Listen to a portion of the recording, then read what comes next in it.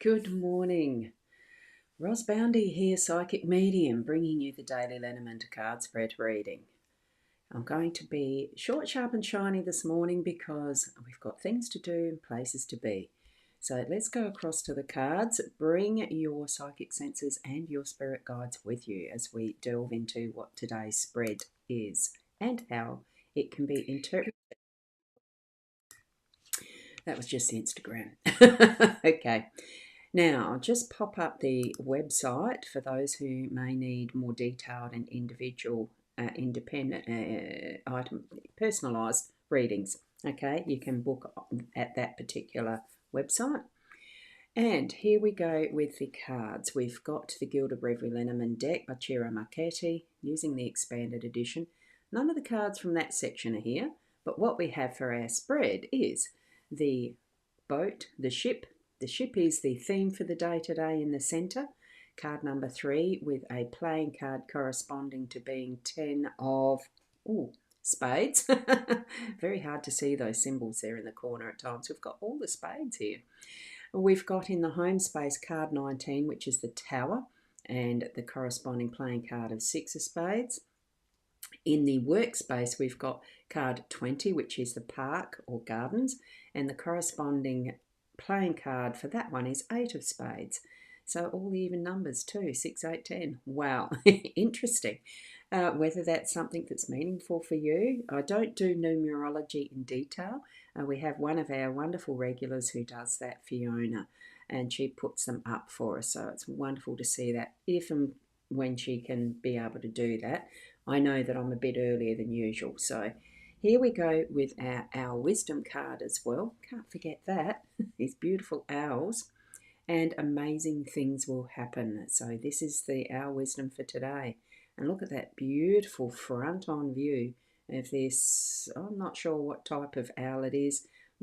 It's not a snow owl, I know that, but I would really love to know each and every one of these. I might do that one day. Look them all up to find what breed, what species they are. Gorgeous, isn't it though? Okay, let's zoom into the cards, as we can do with the technology we have. Whoa, my mouse slipped there. Went haywire. Okie doke. What we've got with our ship card as the theme today. What I'm sensing from this is the many directions that this particular vessel can travel.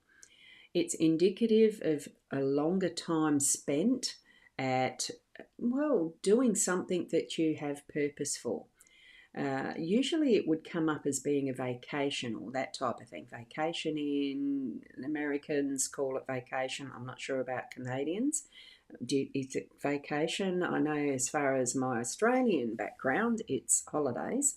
I'm pretty sure with the British, it's holidays. What do you call that time that you spend in rest and having fun and relaxing and rejuvenating the body? That is time off and away from the work. So that's what I'm feeling with this. I know at the moment here it is still school holidays, so there is a lot of people holidaying and spending time doing things they normally wouldn't, going away for longer stints. This is what I'm feeling from this. It takes a team, it takes a crew to man a vessel like this. So it needs to be with help of others to steer, raise the sails, pull them down, use the rudder and all other tasks that are needed for sailing a ship. I have no idea as far as with the navigation even on this type of vessel. It would still be dependent on the winds and which direction you can point your ship to get it to move, because at certain places and spaces in the direction of the wind, if you're facing right into it, you don't go anywhere. You do have to plot a course to be able to have that shift happening to get that momentum of air movement moving the boat forward.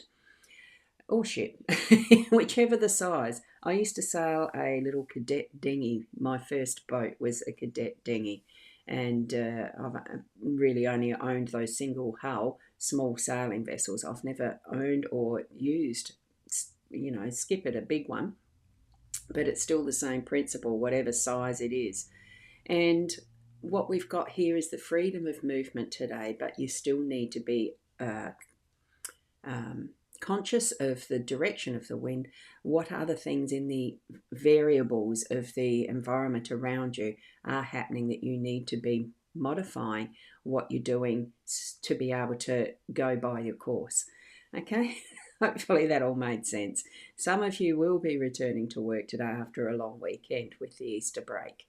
So have some fun jollying this little vessel along, or if you've got a bigger vessel, getting it to move forward. It's one thing that the only thing that they can do for reverse is just have the drift of current and that shifting them backwards. A boat doesn't actually sail in reverse or go backwards. It is only going to go forwards. So have your vision and your intention moving forwards. That's the theme for the day today. There. Now, as we move to our home space, I am reminded of the movie of The Castle. That's an old one now. And I can remember it's Michael Caton was the main character and defending his home as being his castle. And this is the tower. So it is meaning there potentially is some form of government interaction, whether it's to do with some permits or some bylaws or that type of thing that you're needing to be mindful of in your home space.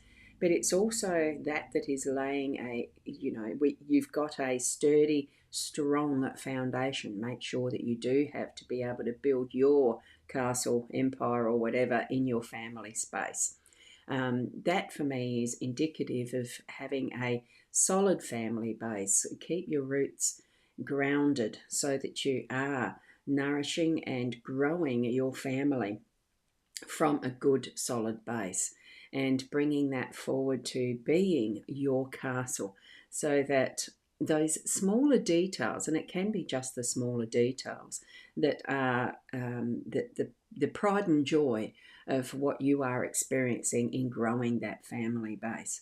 You may be of the near retirement age like me and having the ability to, having built the little castle of mine type of thing, to be able to observe the others in our family and the membership, the family extended as well, and the friends base with happiness, joy, and good memories, and pride in how well the children have grown up and how well the grandchildren might be experiencing their growing up, their school years, and all of that. That admittedly for me is the basis that I'm moving into, and it feels good knowing that you've done the hard yards. And sometimes you really do need to put your roots down very strongly and build well. Be mindful of that it's not just the present, but it is some form of the future that you have an intention toward in building that, and the actions that you put forward need to support that vision that you have as the intention of building a good strong base. It takes a lot of work. It's hard work sometimes. Keep in mind that end goal of the visuals that you have of what your aim is for good family relationships. Even if some might be bad or seem bad at the moment, a lot of what we move through in life does have the challenges that help us to grow those deep roots and strengthen the trunks of the trees, so to speak, as we're growing, and build on that firm foundation as we are growing and building our castle. Okay, I'm hoping that makes some sense to you. Right, and I'm going to say good morning to Deb. Good morning to you. It's lovely to see you here. I am a little earlier because I'm on a volunteer day today, going to head off shortly. And Michael, a hello from YouTube. Thank you very much for that.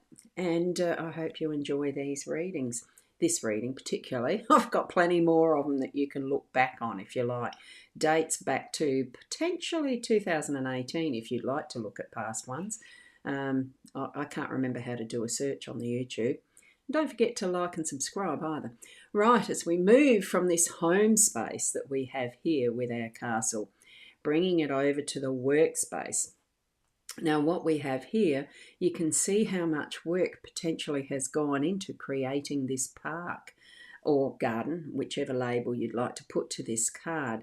It is beautifully done. It is more formal. It has that gorgeous gazebo with the exotic plant in it, the gorgeous white peacock. Not too often we see those, and the lovely doves, the statues each side of the angels. You feel as you're moving past the fountain as you go into that exotic exhibit that it's just got that full flow of life. You know, the air, the water, the soils, the that feeling of warmth from the sun as it shines. One assumes it's shining here. It's just got that beautiful feel of all the elements of life here. What we have with having a garden in this reading. Oops, sorry, I'm just going to pop up some more comments that have come in. And Lainey, good morning, lovely lady. You beautiful. Look, it's the wrong side I'm pointing to. That gorgeous painting. Blessings, blessings. Thank you so much for that. I love it. Absolutely gorgeous. Are you from Australia? Yes, I'm in South Australia. So thank you for the question, Michael. You can certainly put where you're from there if you'd like as well. Yes, I've become very familiar where most of the regulars I have here do. I already know where they're from, so it's not often that I do ask that question. Where are you from, Deb? Are you from Australia, Britain, Canada, America, wherever? It's lovely, lovely to see you here. Thank you. And Joe, good morning, Joe. Thanks, Roz. Love the ship. Yes, a happy Tuesday, isn't it? And it is a happy Tuesday. Getting back into doing a little bit of work. I really enjoy doing the volunteering. Anyway, that's the way, so by the by. Here we are with our garden in the workspace. The park, it represents bringing things out and into the public as far as the one of the keywords and the messages from this card. Most of the Lenormand decks will have that type of interpretation of coming out, being public, soapbox, that type of image of picnics and sharing with other people, common ground, that level of interaction with people, that it is shared space. So, with your workspace, it's bringing in that gorgeous feeling of what is the natural realm of Mother Nature being able to be shared. So that what we're doing is sharing our workspace community, bringing out our ideas of what we might be passionate about, some good ideas we might have for ways to improve our the landscape of our workspace, that type of thing. It's really giving us some ideas of ways to be more interactive as well, because you're not just standing there to watch, to look at this beautiful exotic plant, whatever it is. There's the opportunity to move right up close and have that close look, to even touch if you want to. You know, that type of interaction. The same with any of the other areas within this park or garden. It's it's got that feeling of being able to wander where you desire and experience more fully that is the natural realm of Mother Nature, and feeling that sense of rest, the ability to be able to breathe in clean air. You know, we are bringing in what we need with this type of environment, good clean air if you're in a clean city. You know, all of this. Imagine, even if you haven't got that visual already or that type of environment around you, imagine the possibilities of what there may be within even your own inner landscape, this that is within you. Okay, and creating it how you desire. It may take some hard work to do that work. We are in the work realm here with this energy. Okay, that I think is going to be the reading for today. So there we go. Deb, you're from Adelaide, Ross. Yeah, I've over time I do sometimes forget where people are from. So it's lovely to be reminded. So thanks, Deb, because I'm down Port Elliot, I have mentioned it a few times. Don't give out my absolute address, of course. But in the beautiful world that we live in, there are so many different environments that we can all experience. So we each do have a different, um, a different experience of what our influence is, what we've been influenced by, and what our influence then is to be sharing it out and about to the world in so many different nuances and variables, and it's variety. We're all individuals. It's going to be the millions of people experiences, the exponential factor of how the energies move around our globe. It's not about Starlink or whatever can be manufactured.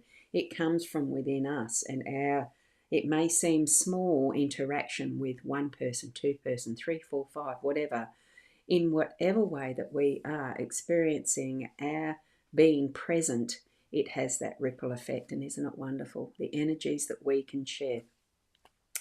Okay, I'm going to leave you there. Thank you so much for being here, and thank you, Deb, for that. Thank you, Joe and Lainey and Michael and any others in the replay for being here and sharing your time with me. Blessings. Keep being the best you that you can be. And I'm going to say namaste. One day I'll go into some really deep explanation of namaste. But thank you. It is a blessing to share. Thanks.